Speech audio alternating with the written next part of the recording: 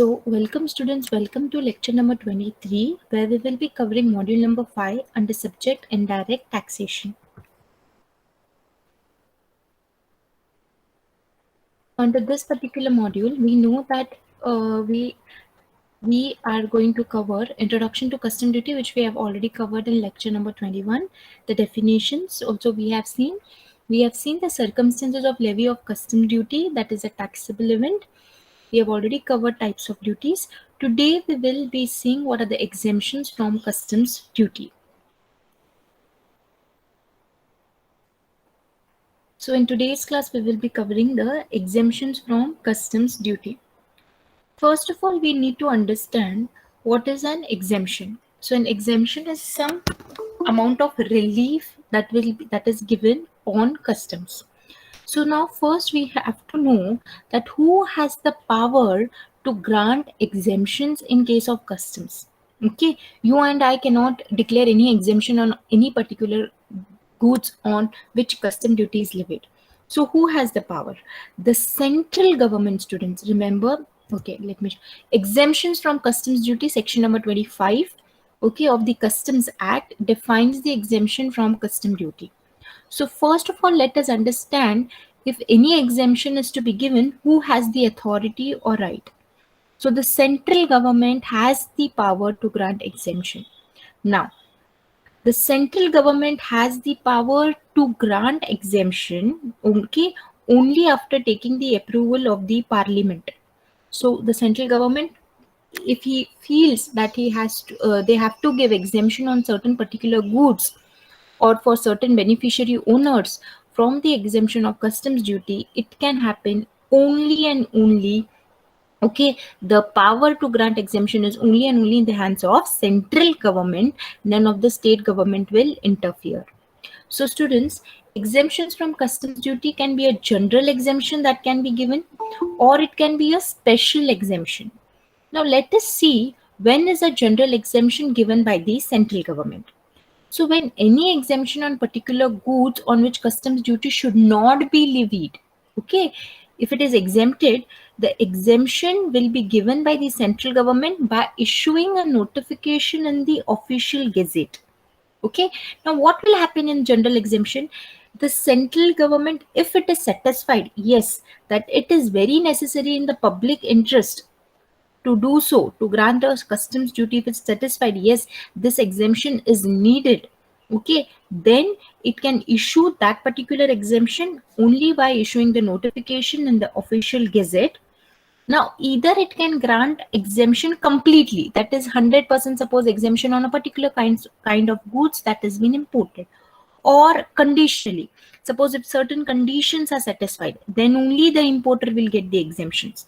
So either the exemption, general exemption, can be 100%, that is 100% exemption on a particular import of goods, or it can be conditional, that is based on the fulfillment of certain condition, okay, before the goods are getting cleared from the customs station. So before the goods are cleared, okay, if the conditions are met, then general exemption can be given. Okay, so now in general exemption, what happens is either a part of the duty can be exempted, or the whole of the duty paid on the custom goods can be exempted. So we are talking about customs duty, where the first exemption that can be given by the central government is a general exemption. General exemption is given by issuing a notification in the official gazette only when the government thinks that it is necessary to do in the public interest. Okay, it can grant exemption either conditionally or absolutely. When I say absolutely, is 100%. Suppose if the custom duty payable is 1 lakh, so entire 1 lakh can be exempted. That means it is absolutely exempted. When I say out of 1 lakh, only 50,000 duty is payable, remaining 50,000 is exempted, that means it is partially exempted. And conditional exemption means only when the importer fulfills certain conditions before the clearance of goods for home consumption, then he will get conditional exemption. Next, let us see special exemption. Now again, if the central government is satisfied that it is very necessary in the public interest to do so, It may grant special exemption only by a special order in each case. Okay, case to case it differs. Okay, either it can exempt from the payment of customs duty. So such exemption can be given from to forego the custom duty. So exemption for payment of custom duty can be given. Okay, but this exemption is granted only on circumstances of an exceptional nature to be stated in such order. So in special order, whatever exemption will be given, it should be of exceptional nature, and such reason should also be given in such order. Okay. Now, this special exemption will be given only in exceptional cases and not by issuing notification in official gazette, but this exemption will be effective by the special order itself. So both the exemptions which are I have mentioned here, both these exemption may be granted for providing that the levy of the duty on the goods that are imported at a rate, okay, are to be exempted up to a particular limit or absolutely or conditionally. So this is the exemption that can be issued or given by the central government in respect of customs duty. Now let us understand what is the rationale for grant of exemption. Why does government wants to give an exemption? What is the reason behind granting any exemption? So when any exemption is given, what is the logic behind? Why does the government wants to give an exemption? So let us understand the rationale for giving the exemption. See, as I have already told you all earlier, that the power to give or grant the exemption is only with the central government, okay, which is subject to the overall control by the parliament. So the parliament is going to control, but the exemption is going to be granted by the central government. But there are certain grounds. So exemptions may be based on the following factors. So there are certain grounds on which the exemption is granted. So first one is the moral grounds, where the duty should not be levied at all. So there are certain grounds called as moral grounds where the customs duty should not be levied at all. Okay. So what are the instances where the customs duty should not be levied at all and under moral grounds the exemption is granted is where the goods do not reach the Indian soil at all. So suppose where the goods are passing through the Indian territory. See, it is not reaching the Indian soil, it is just passing through the Indian territory.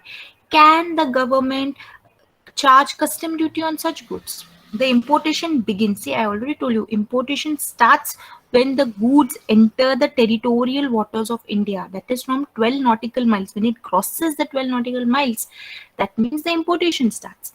But if they are not reaching the Indian soil at all, there is no custom duty on such goods. Where the goods have reached the Indian soil but are not available for consumption. That means suppose if they have reached the Indian soil but the importer has not taken those particular goods for consumption, that is for use, maybe for any reason.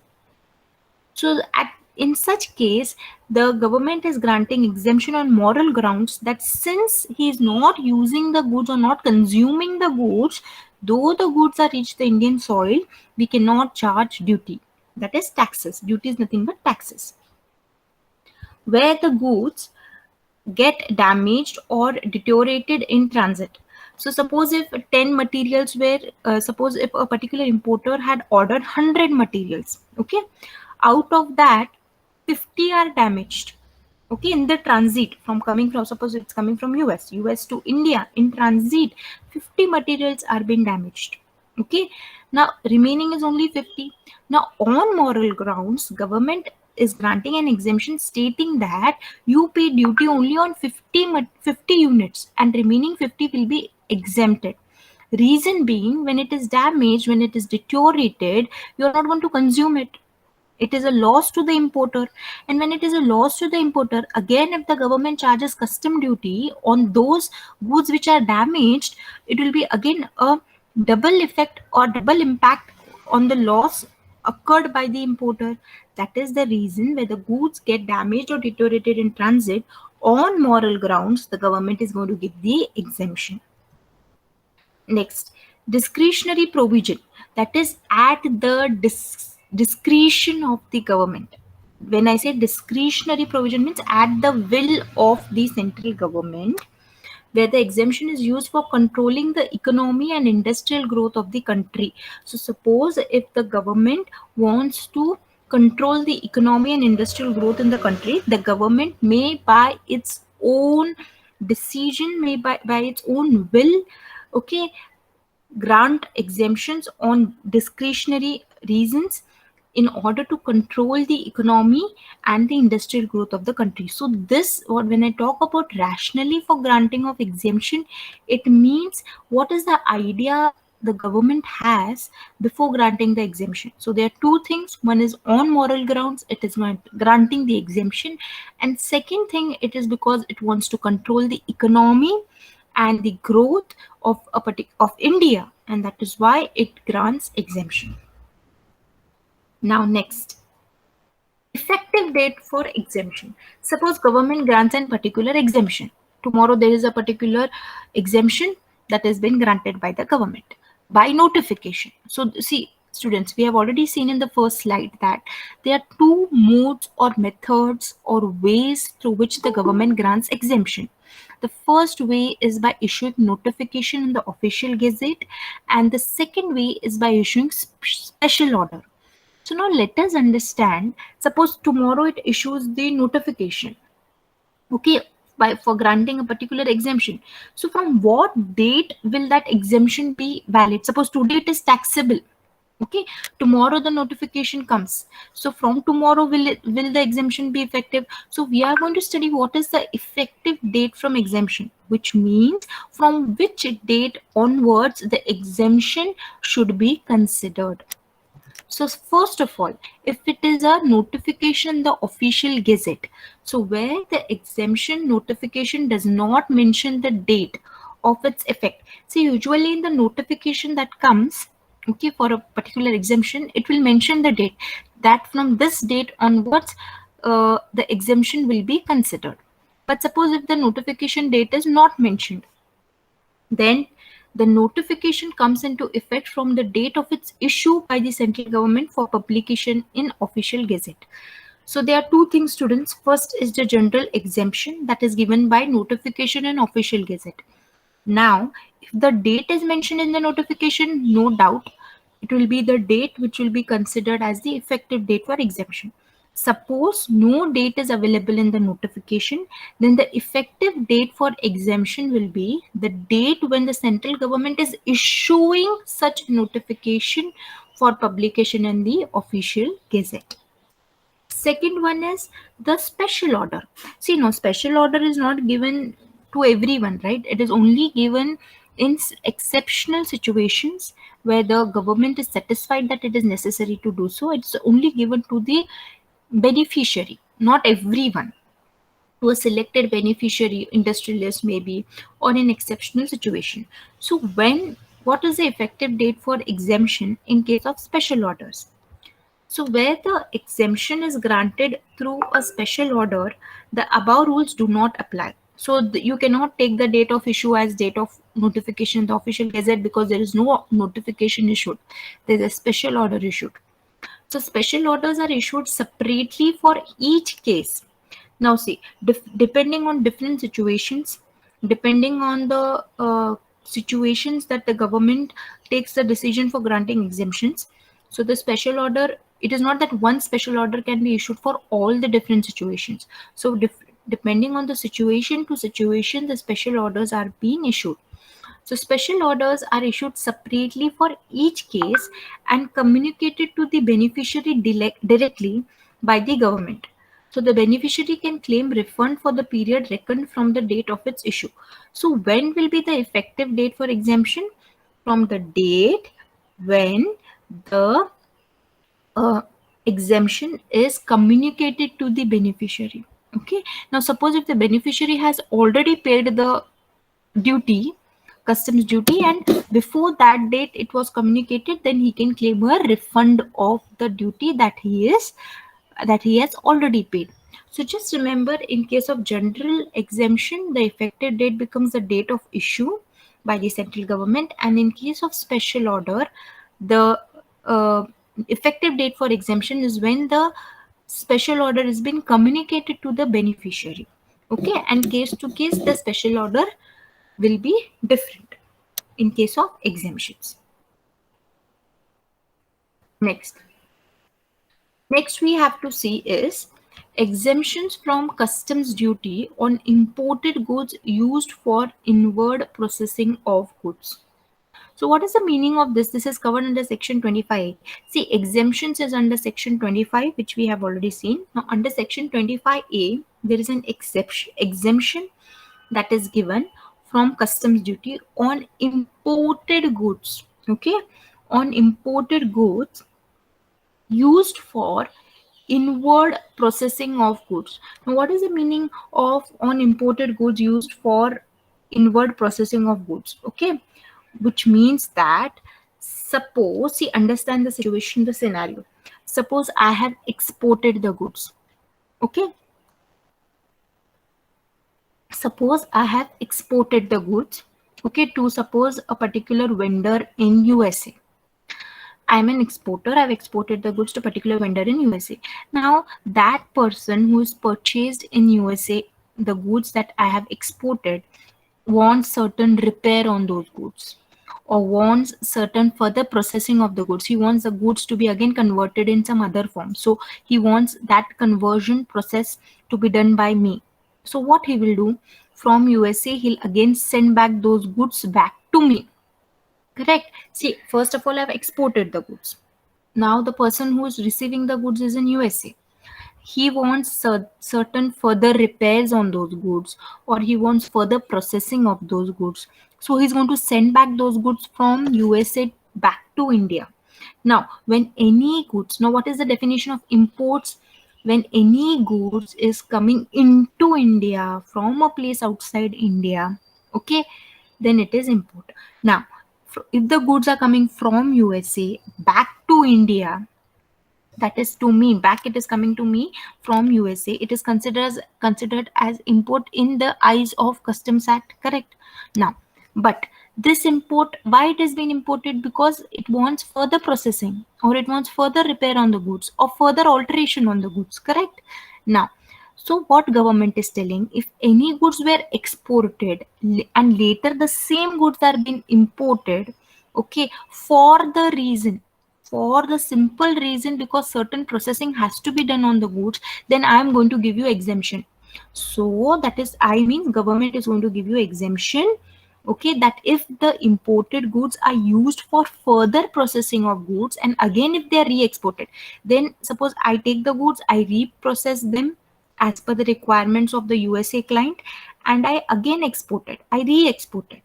So there is an exemption. So when the goods are imported from USA to India for further processing, there is no custom duty. There is an exemption. Government says that you need not pay customs duty for the simple reason of that you're going to re-export the goods once you finish the processing of goods. So this exemption is given under section 25A. So let us see. So this exemption can be given subject to the following conditions, namely that you have to fulfill these three conditions, then only you're going to get exemption on imported goods used for inward processing of goods. So subject to the following conditions, namely the goods shall be re-exported after such repair, further processing or manufacture as the case may be within a period of 1 year from the date on which the order for clearance of imported goods is made. See, I told you that no goods can be cleared from custom station or from the custom authorities, okay, unless and until they do a checking. So when they clear those goods for, when they are clearing those goods for processing, when the custom authority is clearing those goods for processing, from that date up to 1 year, the re-export should be done. The first condition is the re-export should be done within a period of 1 year from the date from which the clearance of imported goods is made. The second is the imported goods are identifiable in the export goods. So see, whatever goods I'm exporting, those goods earlier, first export I'm talking about, not re-export. First time when I'm exporting the goods to a client in USA, those goods should be same goods which are imported. Okay, imported for further processing. So those goods should be identifiable in the export goods, and such other conditions as may be specified in that notification.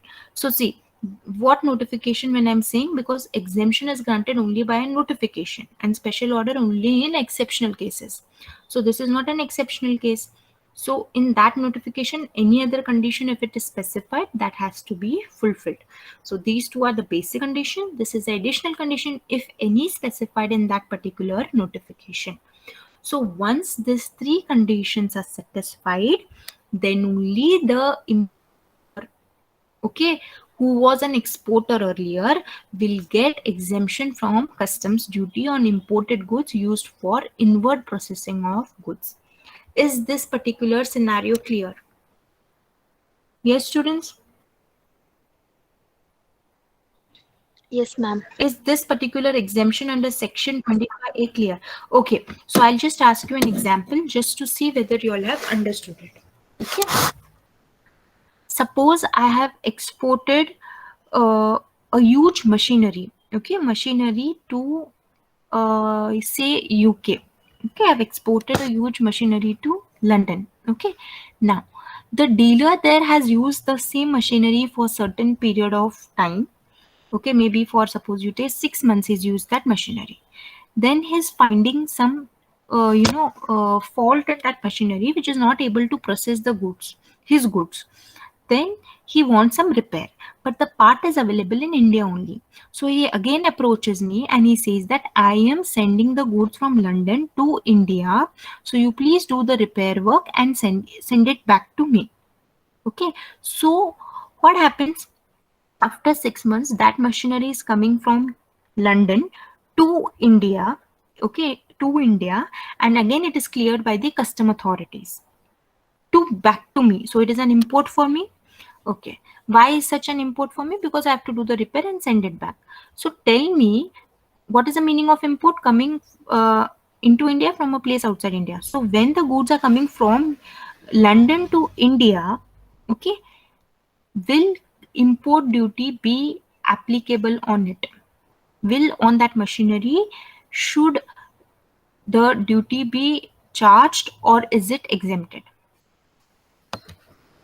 It is exempted. It is exempted. Okay, can you all tell me, suppose if I am taking 2 years time to repair the machinery and I'm sending that machinery back to the client in London after 2 years, will I be eligible for the exemption or should I pay the duty? Not eligible for No, ma'am, exemption, not. ma'am. It is for Okay, only period of 1 year. 1 year, within 1 year I am supposed to. Okay, suppose the, again one more thing I want to ask here. Suppose I have, first time when I'm exporting a machinery, but the client in London is sending me only, is sending me a furniture back. So will I get an exemption? Same client, I'm the same exporter, he's the same person who's purchasing from me, but I am, while exporting, I'm exporting the machinery, but while importing, he's importing, I'm importing furniture. So will the exemption be given? Though the client is the same, will the exemption be given?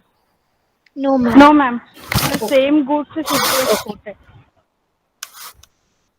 Very good. So this exemption is clear to everyone under section 25A. Now next, exemption from customs duty on re-imported goods used for outward processing. Now, what is the meaning of this? Exactly the reverse of what we have seen in the previous slide. So that is section, no, what we have seen in the previous slide is section 25A. Now this is section 25B. What they are saying, first let me explain what is this. Exemption from custom duty on re-imported goods used for outward processing means what? See, for example, now listen to this. I am a first time importer. I have imported goods from, suppose, Japan. Okay, I have imported goods. Now, I have used those goods. or after I receive those goods, I found that there is some repair needed, some processing needed, some manufacture needed on those goods. I'm not happy with the goods. Okay, so I call my call the seller, that is a vendor of Japan, and I say that I am sending you back these goods. Okay, and I want certain repairs to be done, and I give him my specifications. Now those goods I had sent it back. Now, first time when I had imported these goods, I have to pay customs duty by default. Now, second time I'm again exporting back the goods to him. Okay, export means sending out of India to a place outside India. Now, I'm sending the goods back to Japan and telling the client in Japan, that vendor in Japan, that you please correct the goods, repair the goods, and send it back to me. Okay, what does the Japan vendor does? He does the improvement, he does the repair. Okay, his repair is done, he will give me a call that, see, my repair is done, I'm sending you back the goods. Now, second, it is re-import. When I say re-import, means the same goods are is imported the second time. Now after the repairs, the Japan vendor is is sending the goods to me to India. So when the goods are coming from outside India to India, it is an import, but it is an import for second time, and it is import only because those goods I had sent it for repair. So government is saying that when the vendor, suppose when any person is exporting the goods, okay, and I was exporting the goods for the reason because once when they were imported, I needed repair on those same goods. So there is exemption from customs duty on re-imported goods used for outward processing. Japan vendor processed it, sent it back to me. Now, should, on moral grounds, should the government charge exemption, should the government charge the customs duty? No, because how can duty be charged twice on the same goods? Therefore, section 25B is nothing but reverse of section 25A, where in 25A what was happening, the goods I had to repair, that is in India the exporter had to repair, but here the person or the vendor outside India, he has to repair and send me back the goods, so it becomes a re-import for me. So in case of re-import, which is done only for outward processing, there is an exemption and there is no need to pay customs duty. So is this clear? Now again, they are subject to the following conditions. That is, only if you fulfill these conditions, then only you will get exemption from customs duty. Subject to the following conditions, namely, the goods shall be re-imported into India after such repair, further processing or manufacture as the case may be within a period of 1 year from the date on which the order permitting clearance for export is made. So once the proper officer makes a clearance for export, from that date, within 1 year, the re-import should be done. Second, the exported goods are identifiable in the re-imported goods. So whatever goods I'm exporting, why I'm exporting to Japan? Because I wanted to for repair. So whatever goods I'm exporting and whatever goods I have re-imported, those both the goods should be identifiable. And the last condition is such other condition as may be specified in that notification. So as we know that exemption is granted to notification, so the notification may have such other conditions also. So all those conditions should be as specified in the notification should be fulfilled. So these two are basic conditions and these are additional conditions. So yes, if all these three conditions are satisfied, then exemption is given from custom duty on re-imported goods used for outward processing under section 25B. Is this clear, students? Yes, ma'am. Yeah. Okay. Next.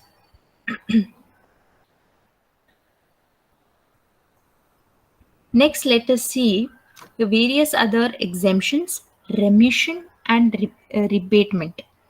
Now, when I say exemption means no need to pay the duty. Okay, no need to pay the duty at all when I say exemptions. When I say remission means duty was payable. Duty is payable, but due to certain reasons, government is let going the duty. See, when I say exemptions means no duty is payable at all. Okay. When I say remission means duty is payable, but government is let going the duty for certain reasons. When I say abatement means government is charging the duty, the custom authorities are charging the duty, but they are giving certain concession in the duty. So suppose if the duty payable is 2 lakh rupees, and if the abatement of suppose 50,000 is given, abatement means concession, discount type. So the remaining only 1,50,000 has to be paid by the importer. So abatement means reduction in the duty payable. So these, let us see what are the exemptions, remission and abatement. Now, no duty is to be payable on pilfered goods. This is covered under section 13. Okay. So now what is the meaning of pilfered goods, students? See, if any goods, students, if any goods are pilfered. Okay. Now what is the meaning of pilfer? Pilfer is nothing but to steal. Steal especially in small quantities. Like you can say petty theft, like robbery. Okay.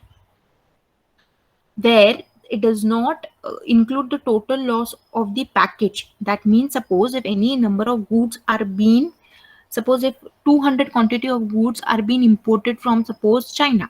Okay. Out of that, only 50 are stolen. Stolen means they are robbed, theft.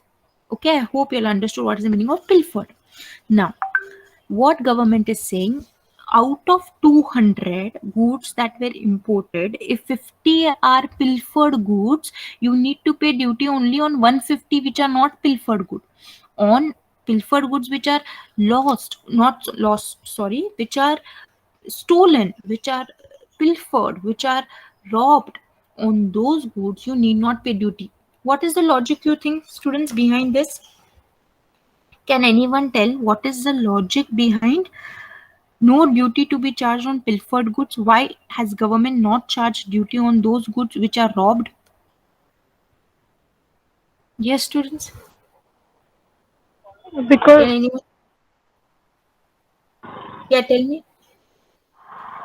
ma'am, because it is a loss to the importer. Very good.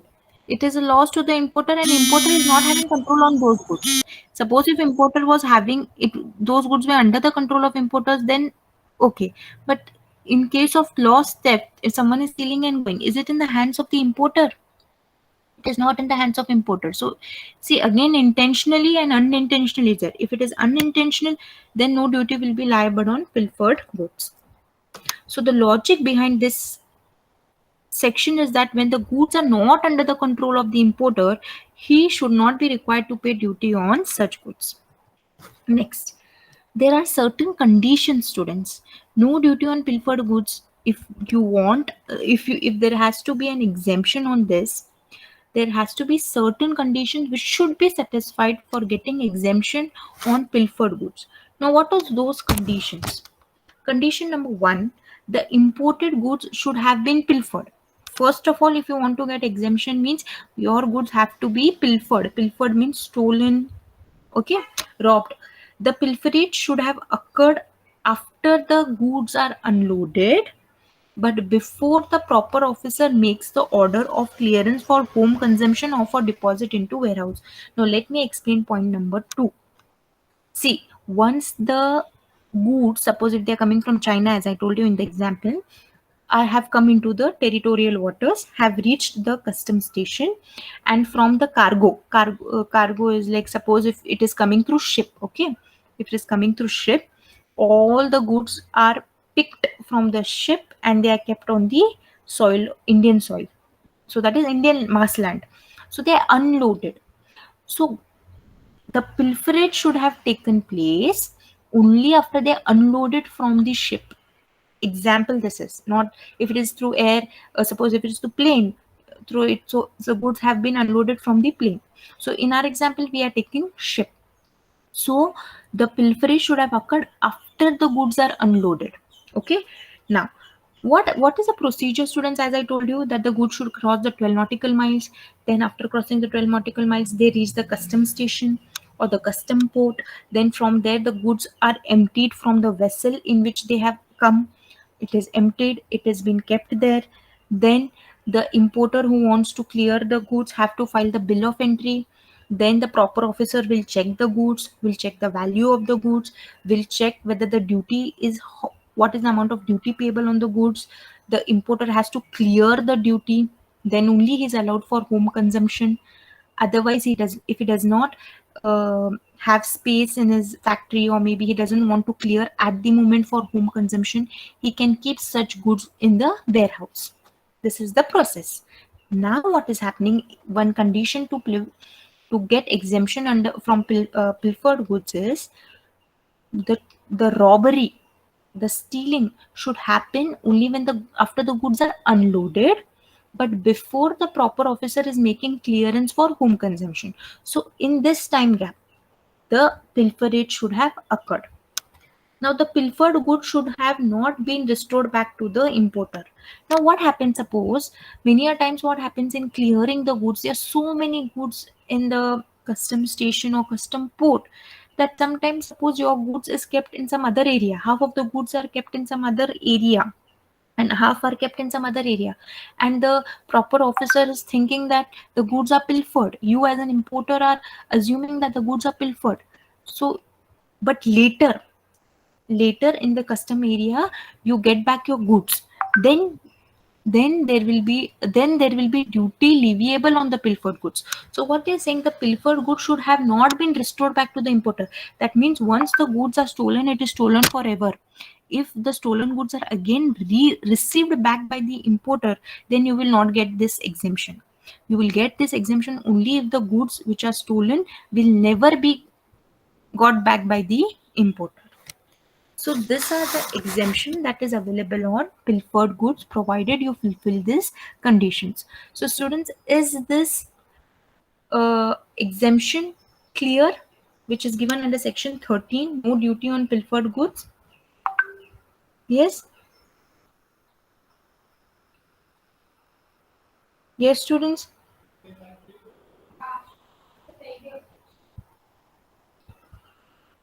Is this clear, exemption on pilfered goods? Yes, ma'am. Okay, so can I ask you a question just to see whether you have understood this? Okay, suppose I have imported certain goods and it has been cleared for home consumption. While I was taking the goods from the custom port, custom station to my factory. So while I was transporting the goods from the custom port to my factory premises, on the way, some robbery took place. So can I get the refund of the custom duty that I have paid?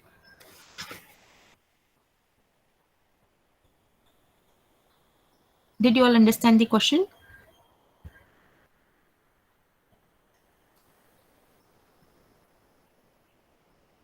Suppose the goods have reached the customs station, I have paid the customs duty, the proper officer has given me the clearance for home consumption. Now while taking to consume the goods to home, okay, on the way, well, like suppose from the customs station to my factory, on the way the goods are stolen. Okay, now can I claim a refund of those custom duty that I've already paid, or will I get an exemption from customs duty? Can anyone answer? Yes? Yes, students? Ma'am, no. Why? Ma'am, it should the proliferation should happen before the officer makes order clearance, ma'am, for consumption. Correct. Once it is cleared for home consumption and any robbery takes place or any it is being pilfered, you will not get an exemption, you will not get a refund. So very rightly said by Yashaswini that the pilferage should take place before the clearance order for home consumption or into warehouse. Okay.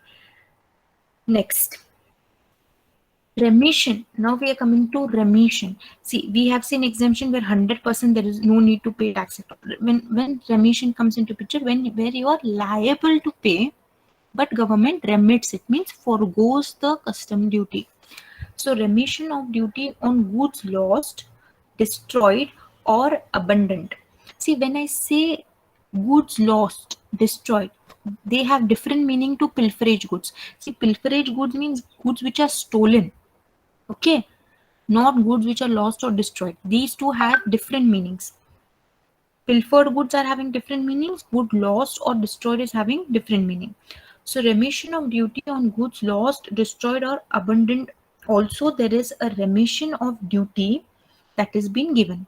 So students,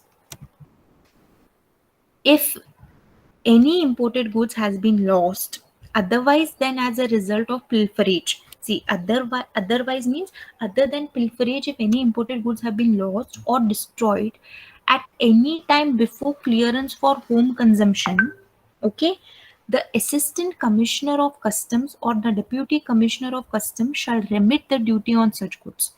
So what does this mean?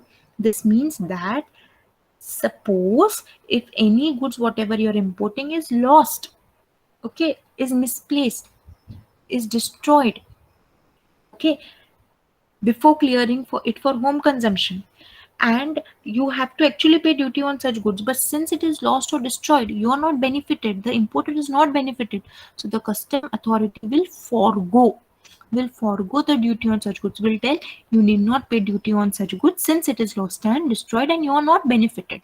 The importer is not benefited at all.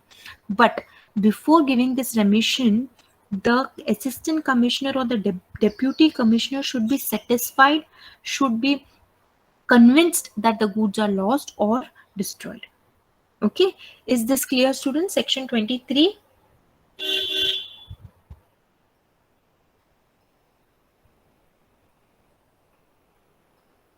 Yes. Yes, ma'am. This provision does not say that the goods will not be liable to duty. This provision is not saying that the goods will not be liable to duty, but this provision is saying that the duty paid on such goods will be remitted by the assistant commissioner or deputy commissioner.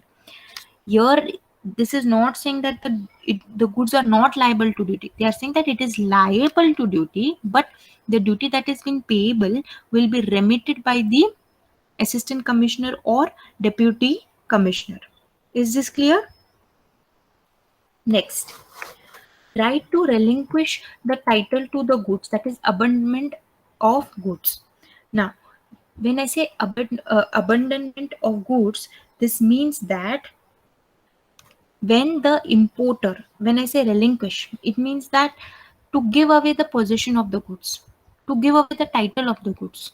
Okay, maybe for any reasons.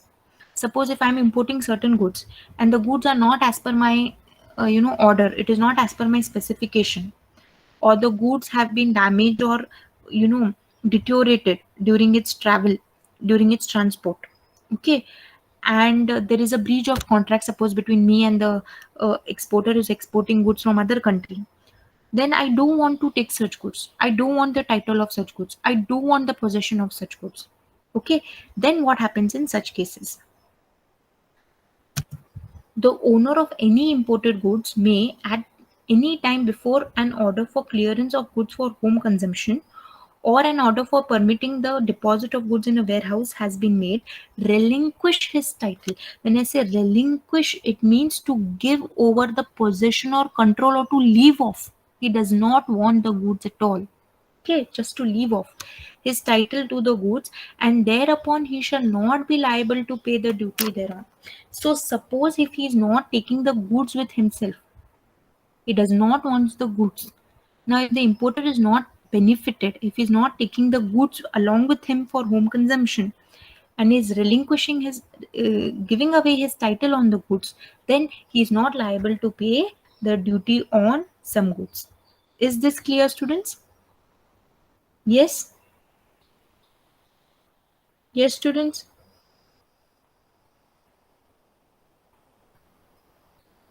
Is this clear? Yes, ma'am. Okay. Next, abatement of goods on damaged or deteriorated goods. Now, what did I say? Abatement.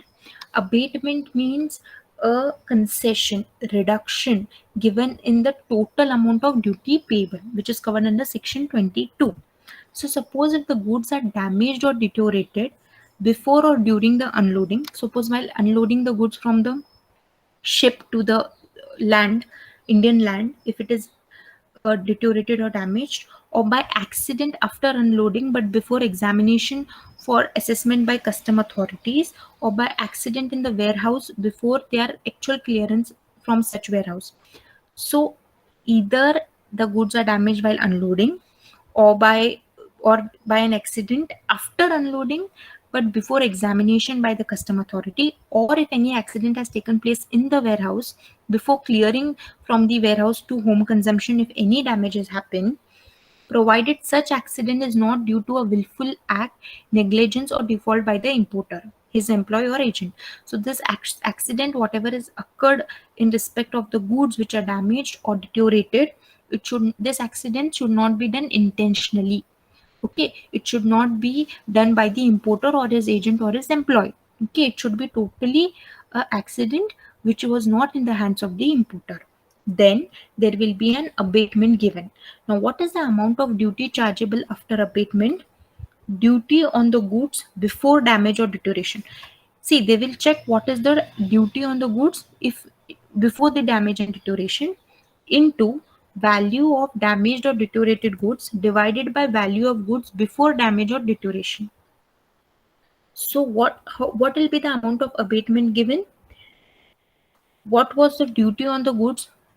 Suppose if I've imported some certain amount of goods on which the duty was 5 lakh. Of that 5 lakh, okay, only 2 lakh worth rupees goods were damaged. So I have to do 5 lakh into 2 lakh divided by value of goods before damage or deterioration. This is duty, students. This is duty. So suppose if the value of the goods, see the total value of the consignment, suppose if it was 20 lakhs, okay, and duty payable on it is suppose 5 lakhs, and the value of the goods damaged or deteriorated out of that 20 lakhs is 4 lakhs. So it will be 5 lakh into 4 lakhs divided by 20 lakhs. So that will be the abatement that will be given in respect of the duty chargeable on the damaged or deteriorated goods. So if the entire consignment is not damaged or deteriorated, only a part of the consignment is damaged or deteriorated.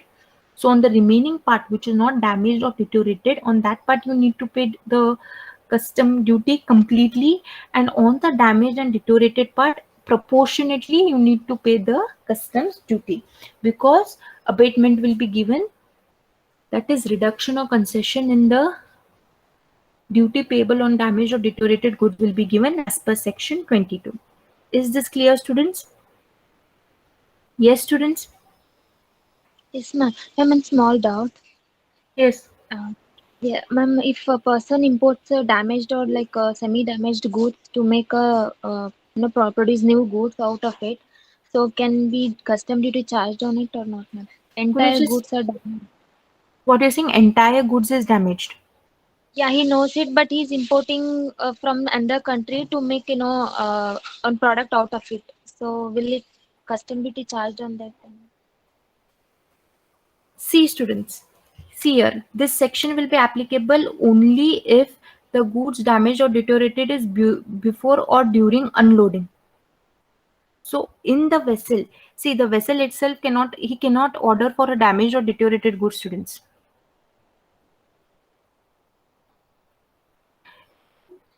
You are saying for further processing or how? Yes, ma'am. For further processing, he orders damaged or semi-damaged goods.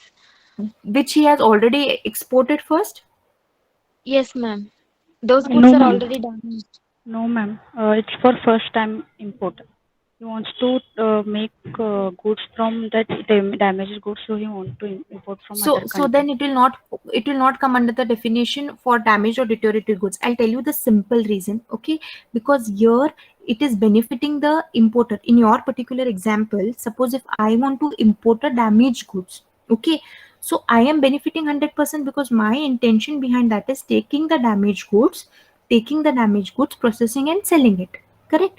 Now, in this particular scenario, what is happening? It is a loss to the importer. But in your scenario, is it a loss to the importer? It is his wish and will that he wants the damaged goods. In this particular scenario, what is happening? He is importing good, normal goods. But if they're damaged, it is a loss to the importer. Correct? So the government is giving abatement. Now, in your example, if he is purposely, if he is intentionally, if he is by his own hands, what he is doing, he is importing goods which are damaged, then you all tell me logically, should abatement be given to such importer?